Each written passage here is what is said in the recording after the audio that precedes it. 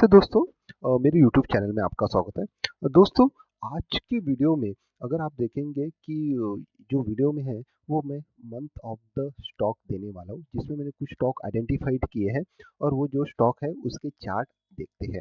दोस्तों, सबसे पहले अगर आप अगर देखेंगे तो निफ्टी रियलिटी का आपको चार्ट देखना चाहिए कि निफ्टी रियलिटी रियलिटी के की चार्ट में किस तरह ब्रेकआउट आया। यानी कि दोस्तों, ये जो चार्ट है वो निफ्टी रियलिटी का चार्ट है और निफ्टी रियलिटी के चार्ट में अगर आप देखेंगे तो निफ्टी रियलिटी के चार्ट में आपको एक कॉन्सोलेशन का ब्रेकआउट होने की तैयारी दिख रही है।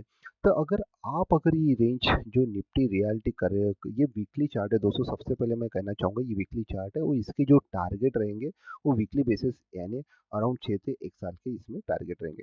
तो दोस्तों, अगर आप निफ्टी रियलिटी का चार्ट देखेंगे तो यहाँ से देखिए एक बड़ा कंसोलिडेशन यहाँ रेजिस्टेंस लिया था, उसके बाद चार्ट स्टॉक इंडेक्स गिरा, फिर से इंडेक्स ने रिकवरी की और यहाँ से ब्रेकआउट देने की तैयारी शुरू है दोस्तों। तो यहाँ से अगर अगर यहाँ का अगर कंसोलिडेशन की अगर रेंज निकाले तो ये रेंज जो बनती है वो बनती है अराउंड 756 एंड अराउंड यहाँ पे जो रेंज बनती है 60% का गेन यहाँ पे दिखता है दोस्तों कि यहाँ पे निफ्टी रियलिटी के इंडेक्स में आ सकता है। तो दोस्तों, उसी रिलेटेड अगर दो तीन स्टॉक मैंने आइडेंटिफाइड किए हैं, उसमें पहला जो स्टॉक है दोस्तों वो है कोल्टे पाटिल का। दोस्तों, कोल्टे पाटिल का चार्ट देखते हैं कि उसने वीकली चार्ट पे उस पे क्या टारगेट बन सकते हैं। दोस्तों, ये कोल्टे पाटिल डेवलपर का चार्ट है। तो सबसे पहले ये चार्ट को अपन कन्वर्ट करते हैं मंथली चार्ट में दोस्तों, तो ताकि एक क्लियर कट आइडिया है कि इसमें ब्रेकआउट है कि नहीं है। दोस्तों, अगर आप देखेंगे तो कोल्टे पाटिल का जो ऑल टाइम हाई था वो अराउंड जो था वो था 405 के आसपास। और अगर इस महीने की जो कैंडल अगर आप देख रहे हैं कि जो अभी मंडे को जो क्लोज होंगी कैंडल, अगर आप एक कैंडल देख रहे हैं तो ये कैंडल में आप इंडिकेशन कर रहे हैं कि एक स्ट्रॉन्ग बड़ी कैंडल के साथ मंथली कैंडल में ये ब्रेकआउट हुआ है। तो दोस्तों, अगर इसकी ये अगर सबसे बेस्ट अगर इसके टारगेट अगर लॉन्ग टर्म में निकाले जाए तो दोस्तों ये देखो ये रेंज का अगर टारगेट निकाले जाते हैं तो वो अराउंड बनते हैं 713 के आसपास बनते हैं। यानी दोस्तों, यहाँ से अराउंड 80% का गेन मुझे दिखता है। और जिस तरह से ये कॉन्सोलेशन होके हुआ है तो फ्रेश मुझे ऐसा लगता है कि यहाँ पे एक जोरदार बाइंग आने के चांसेस है। और दोस्तों, इसके मैं और आपको कुछ रीज़न बताने की कोशिश करूँगा कि किस तरह कंसोलेशन बीच में एक अकोमोडेशन बड़े स्मार्ट मनी का अकोमोडेशन। दोस्तों, अगर आप देखेंगे ये लेवल पे देखिए ये कैंडल देखिए दोस्तों, ये दो कैंडल में देखिए यहाँ पे स्मार्ट मनी इंटर हुआ है। फिर अगर आप देखेंगे इसने इसके नीचे यहाँ लाने की कोशिश की कैंडल के नीचे, लेकिन यहाँ पे अगर आप देखें तो वॉल्यूम्स टोटल रहा है। फिर यहाँ से देखिए यहाँ से फिर से वॉल्यूम्स अप हुए यानी फिर से अकोमोडेशन रेंज पे हुआ है। और देखिए ये रेंज के नीचे मार्केट गया नहीं यानी सपोर्ट लिया। और आज अगर आप देखें तो बिल्कुल ये जो मंथली कैंडल है ये कैंडल ने 405 के लेवल का एक ब्रेकआउट करने की तैयारी में। तो दोस्तों, ये स्टॉक पे आप नज़र रखिए और अपने स्टॉप लॉस में अपने वॉच लिस्ट में इसको ऐड कीजिए। दोस्तों, इस स्टॉक पे बाय या सेल की मेरी कोई रिकमेंडेशन नहीं है दोस्तों। अगर आप लेते हैं तो आपकी खुद की रिस्क है और आप खुद की स्टडी से या कोई फाइनेंशियल एडवाइजर के बेस पे आप ये स्टॉक को ले सकते हैं। दोस्तों, सेकंड जो स्टॉक है वो है गोदरेज प्रॉपर्टीज। दोस्तों, गोदरेज प्रॉपर्टीज का अगर आप चार्ट देखेंगे तो दोस्तों इसमें भी आपने एक रेजिस्टेंस इस लेवल पे एक रेजिस्टेंस क्रिएट हुआ था मंथली लेवल पे। और और स्टॉक ने इसी मंथ में ये ब्रेकआउट करने की तैयारी में है दोस्तों। दोस्तों, 31 जुलाई लास्ट डे है। वहाँ पे अगर इसकी कैंडल यही आसपास अगर क्लोज होती है तो आप इसमें भी 6 से 9 महीने के बीच में इंटरवल के लिए भी आप इसमें 2000 के टारगेट के लिए दोस्तों इसमें बच सकते हैं।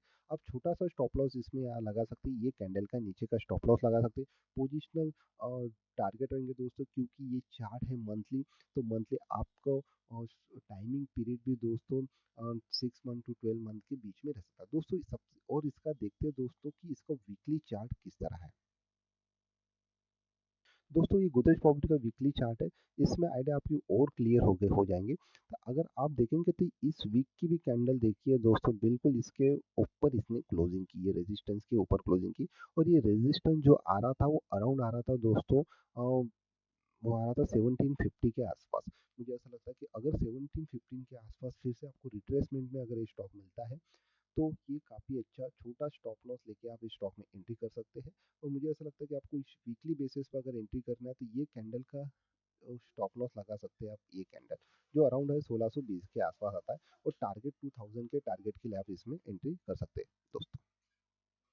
दोस्तों तीसरा जो स्टॉक है रियल्टी का वो है शोभा लिमिटेड। अगर आप देखेंगे तो दोस्तों यह शोभा लिमिटेड में एक पूरे मंथ भर एक पेनिक सेलिंग आई थी। वो आई थी अराउंड दोस्तों आई थी 585 के आसपास है। और अगर आप मंथ में देखेंगे तो ये कितनी एक मोरिबोजो रेट कैंडल इन्होंने बनाई थी।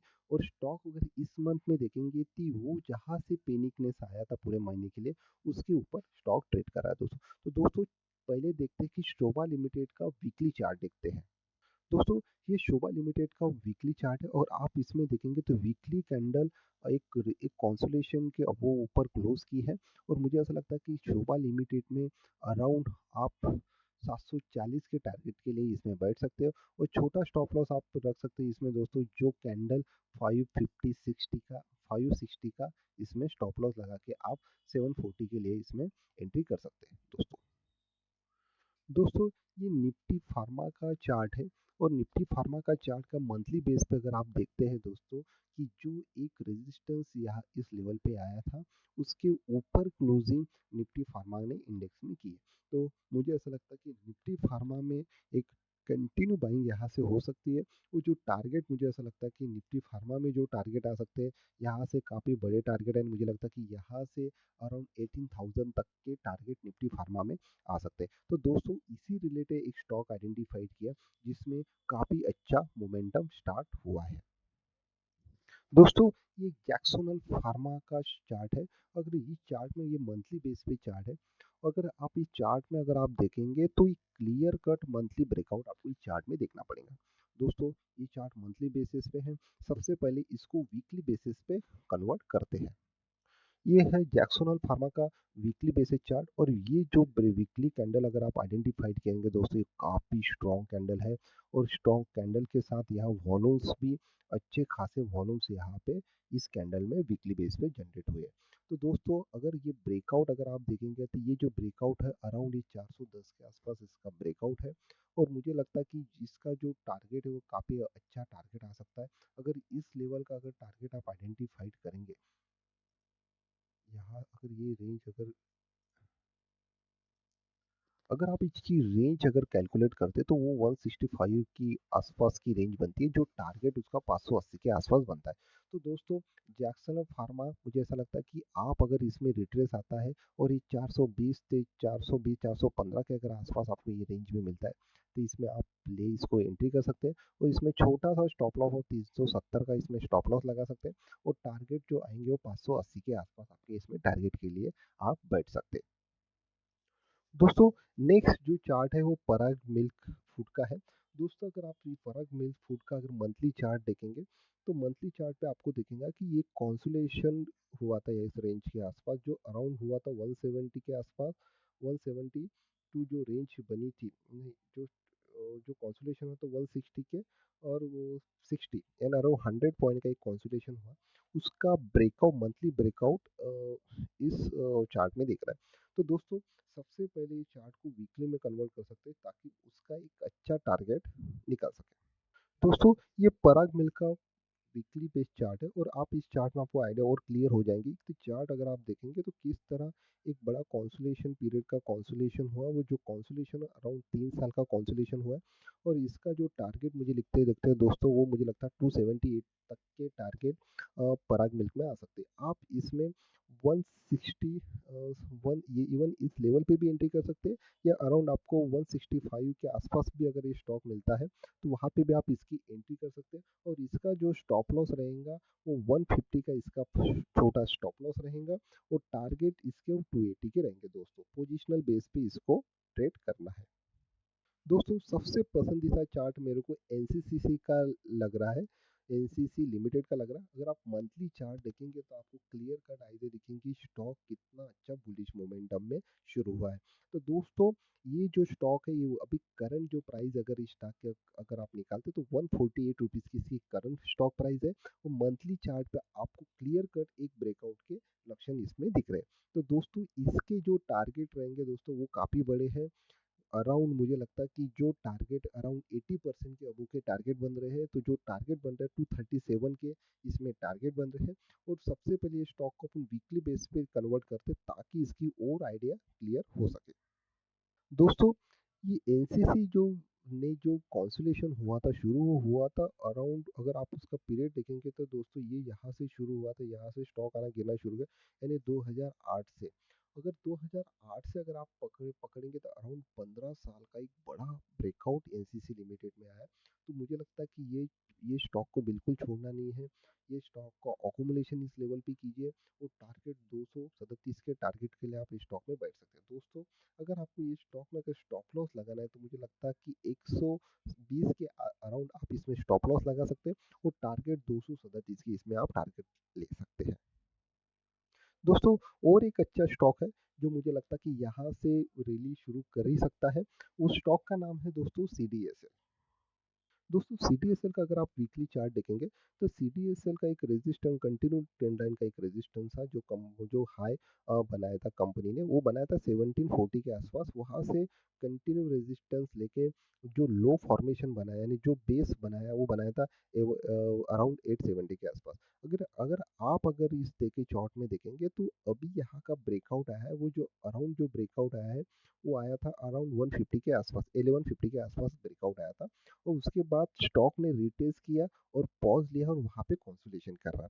दोस्तों, इस चार्ट में आप सबसे बेस्ट अगर चीज देखेंगे कि वीकली चार्ट पे देखिए कंटिन्यू वॉल्यूम्स अप हो रहे, बाइंग की साइड में कंटिन्यू वॉल्यूम्स अप हो रहे। और जब स्टॉक गिर रहा था दोस्तों, तो अगर आप देखेंगे तो वॉल्यूम्स ड्राई हो रहे थे, यानी यहाँ पे अगर देखो, यहाँ पे वॉल्यूम्स अप हुई, यानी यहाँ पे स्मार्ट मनी एंटर हुई है, यहाँ पे वॉल्यूम स्मार्ट, यहाँ पे स्मार्ट मनी एंटर हुई, यहाँ पे स्मार्ट मनी एंटर हुई, यहाँ पे स्मार्ट मनी एंटर हुई है। तो ये जो ब्रेकआउट हुआ, मुझे ऐसा लगता है कि एकदम छोटा स्टॉप लॉस, अगर किसी को अगर यहाँ पे स्टॉप लॉस लगाना है तो दोस्तों मुझे ऐसा लगता है कि ये अराउंड 1025 के आसपास का एक पोजिशन, क्योंकि ये जो टारगेट रहेंगे वीकली बेस पे है, तो पोजिशनल टारगेट आपको थोड़े स्टॉप लॉस थोड़े बड़े रखने पड़ेंगे। मुझे ऐसा लगता है अगर ये रिट्रेसमेंट पे फिर से आपको अगर 1200 के या 1180 के आसपास अगर आपको मिलता है तो यहाँ पे आप एंट्री कर सकते हैं। स्टॉप लॉस 1030 का स्टॉप लॉस रहेगा इसमें, और टारगेट मैं बोलता हूँ ऑल टाइम हाई के इसके अभी पोजिशनल बेस पे टारगेट रह सकते हैं। दोस्तों, और एक स्टॉक है जो जो रैली हो, जो काफ़ी उसमें फंडामेंटल चेंजेस हुए, मुझे ऐसा लगता है एक डायनामिक चेंज हुआ है। उस स्टॉक का जो नाम है दोस्तों वो है बीएसई लिमिटेड। दोस्तों, बीएसई लिमिटेड काफ़ी फंडामेंटल मजबूत स्टॉक है, और मुझे सबसे अच्छा स्टॉक में लगता है कि इसके पास सीडीएसएल की होल्डिंग है दोस्तों, काफ़ी बड़ी होल्डिंग है। आज सीडीएसएल का मार्केट वैल्यूएशन आप देखिए काफ़ी ज़्यादा है। तो दोस्तों, बीएसई में फंडामेंटल डायनामिक जो चेंज हुए मुझे लगता है वो है उसके ऑप्शंस के। अगर आप बीएसई के अगर सेंसेक्स के ऑप्शन देखें, उसमें अगर वीकली बेसिस पे उसके वॉल्यूम्स देखिए कितना ज़बरदस्त टर्नओवर हो रहा है वॉल्यूम्स में। ये बीएसई के लिए फंडामेंटल है दोस्तों। बीएसई में काफ़ी पुराना इंडेक्स है, बीएसई में ट्रेडिंग भी थी, लेकिन बीएसई में एनएसई ने जो ऑप्शंस में जो डेरिवेटिव मार्केट में पकड़ बनाई है, सेम सेंसेक्स बीएसई में वॉल्यूम्स जनरेट कर रहा है दोस्तों। और अगर कुछ महीने आगे के महीनों में देखेंगे, बीएसई का सेंसेक्स इक्वलेंट वॉल्यूम जनरेट करेगा बैंक निफ्टी के। तो मुझे ऐसा लगता है बीएसई को आप बिल्कुल, अगर किसी के पास बीएसई का स्टॉक है, बिल्कुल बीएसई के स्टॉक को मत बेचिए, इसको बेचना ही नहीं है अभी। इसका पहला ही टारगेट मुझे लगता है कि 940 का तो इसमें पहला टारगेट जरूर आएगा। और मुझे अराउंड इसके जो टारगेट लग रहे हैं दोस्तों वो लग रहे हैं 1200 के। मुझे लगता है कि ये स्टॉक बहुत ही जल्द ऑल टाइम आए 1000 के पास जाएगा, उसका भी ये ब्रेकआउट कर सकता है, और 1200 तक की रैली मुझे लगता है कि कुछ दिनों में इसमें आ सकती है।